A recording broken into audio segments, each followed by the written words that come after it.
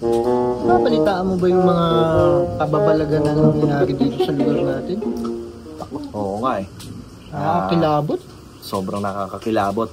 Minsan mahirap man paniwalaan yan, pero naikwento ko na ba sa'yo isang beses na ako mismo nakapatay na ng aswang? Niloloko mo naman yata ako.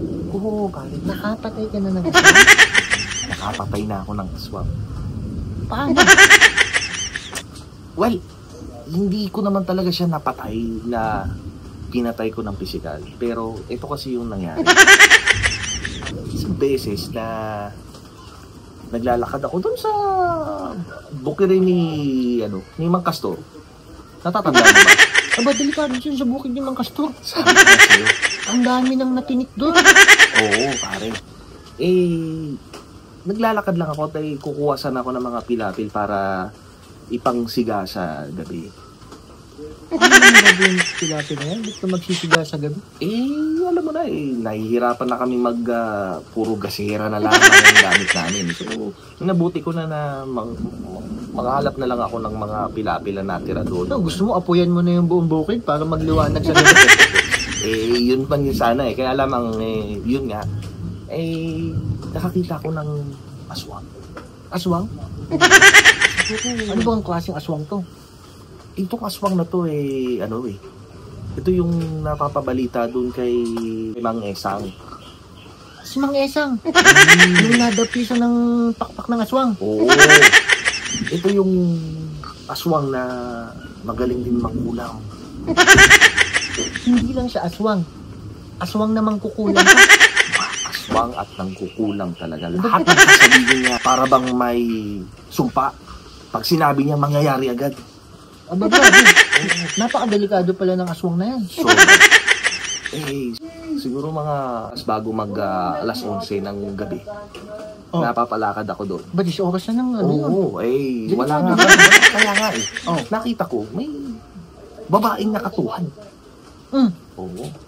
Nung tayo... Baka naman lasing ka. Hindi, nung oras na kayo, nangangalap nga ako ng pilapil. Naglakad ako. Sabi ko, sino ba itong nakatuwad na ito? Aha. Dahan-dahan akong naglalakad. Papunta na ako sa talahiban. Ano namang ginagawa ng babaeng ito na nakatuwad ng gusto ko? Nagulat na ako. Aha. Paglapit ko, napansin ko tumatae. Babae, 10 oras ng gabi, tumatae. Tago agad ako. Sabi ko, ito yung napagkakamalang aswang dito at Aswang na mangkukulam. Takot na ako pero Buti tatago hindi ako. ka nakita nun. Hindi nga. Dahil kung nakita ka nun, kayang-kaya ka niya kulamin. Totoo. O ano siya? Halimbawa, sabihin niya, mamatay ka sa ngalan ng aking kapangyarihan. Aba, todas ka dun. Totoo yun. Hindi ko pinaparinig na humihinga ako. Kaya ako ay tago ng tago. So natapos na siya.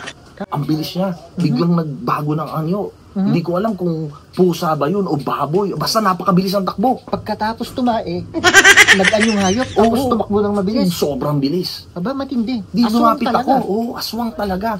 Yung amoy. Aha. Sobrang baho. Hindi normal na dumi ng isang tao. Ng tayo ng isang tao. Sabi ko, gusto ko makabawi sa aswang na to sa lahat ng ginawa niya.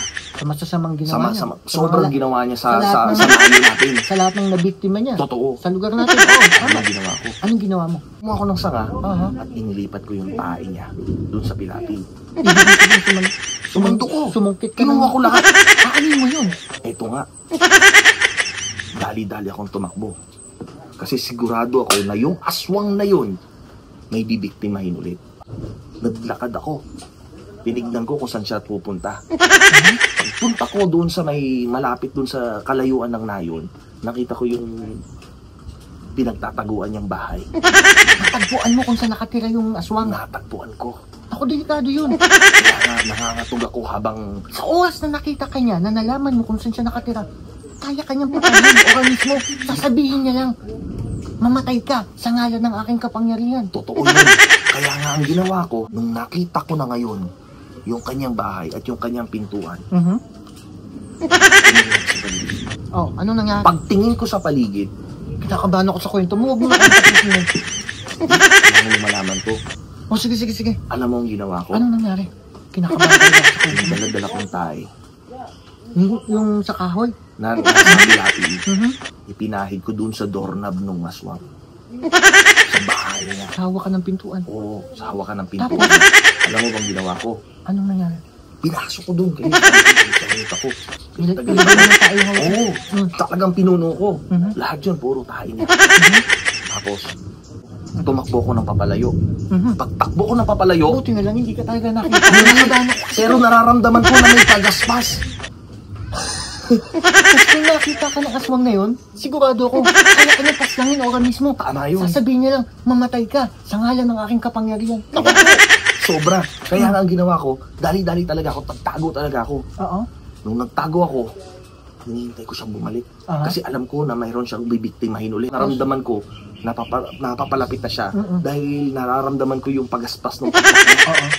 pagpunta niya doon sa pintuan niya, eto na ang nangyari. Anong nangyari? Oo. Hinawakan niya yung doorknob niya. Naku po, may tayo yun. Yun na. Paghawak niya doon sa doorknob niya, Oo.